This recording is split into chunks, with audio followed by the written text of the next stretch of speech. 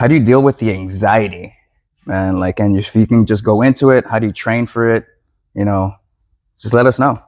Yeah, I think it's a mixture of emotions, and it depends on the fight. But you want the anxiety. I guess you describe it differently. I would describe it as being anxious, excited, and nervous all at the same time. And you want those emotions. So it's learning how to not fight the emotion, accept the emotion, and kind of like harness it, because you need that emotion when you're in the ring or when you're in a fight situation. You don't want to get rid of that. And a lot of people in the beginning try to fight it, and the more you fight it, the more energy it takes. And then when it's fight time, your energy is zapped because you've spent so much of it trying to fight it. And we see it all the time, especially when you're in the back warming up, getting ready for a fight. You see guys, they're nervous, they're shaking, they're moving, they can't stop moving. Then they get to the fight and it's like they're flat. So it's not fighting it, it's harnessing it. So once you're in the fight itself, what's going through your mind? Do you have a system, or are you just thinking about something else? Are there emotions rushing through your body? What can you let us know what you're going through during the actual fight when the bell goes ding ding ding? My first thought is, what the hell am I doing here? That's usually my first thought. Like, am I really here again? But then that goes away pretty quick. And then you just kind of go into your mode. At least I do. You go into your mode. Some people call it like the flow state. I'm fortunate enough where I've been doing this so long, like I can get into that flow state pretty easily. And once I'm there, I'm focused.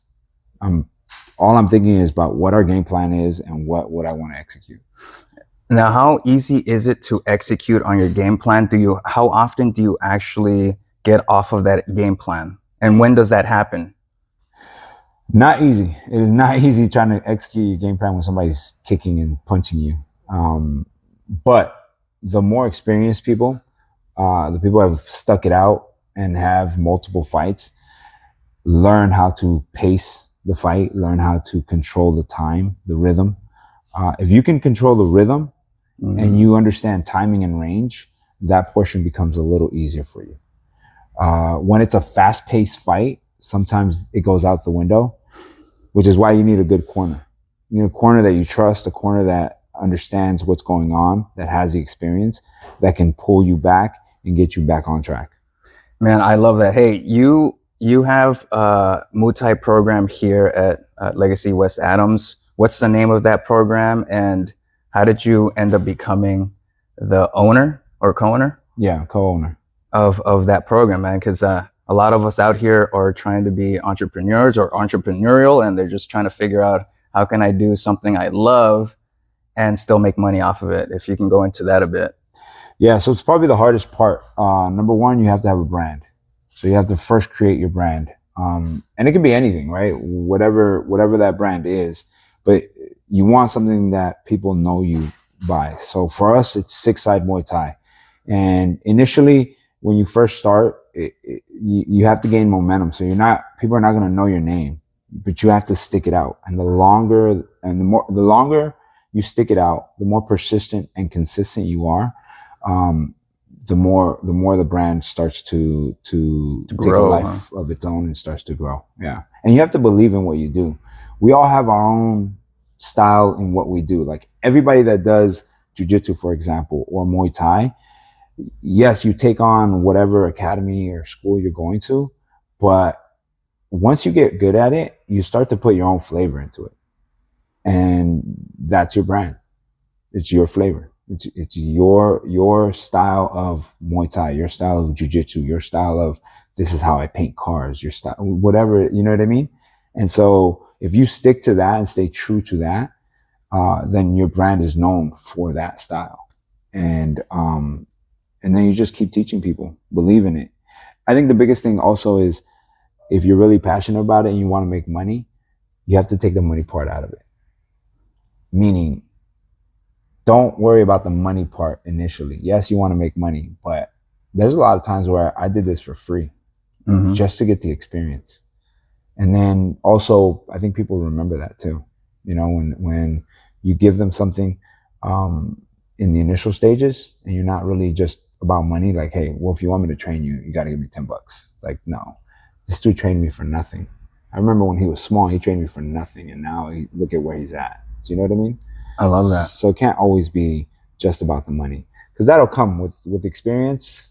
Like now, I've gotten to the level where I have a real good hold of how I teach and what I teach, and so now people just come, they gravitate to it. But you have to hone your skill first, including in teaching. Last question is, how did they get you into this fight? I wanted this fight. You wanted it, okay. I wanted this fight. I actually was going through an injury. I was recovering from an injury, which a lot of people don't know about, and so I couldn't fight. I wanted to fight sooner, and so I had to postpone this fight, and I felt bad about it. Shout out to Ozzy, because Ozzy's my opponent, but he was understanding. I had to pull out of the fight. I think I want to say it was like a month out before our rematch, and I had to pull out. And I told him, I said, my next fight will be against you. I won't pick up another fight until you and I fight first. So this is my first fight coming off of an injury, and it's against Ozzy. So I'm excited about it. Ozzy. Oh, man. Where can people find you? Where can people find your school? Just let people know. Instagram is always the easiest way, like everybody else. You can find us at 6 Side Muay Thai. And then my Instagram is oscar.o1.m. So the letter O, the number 1.m.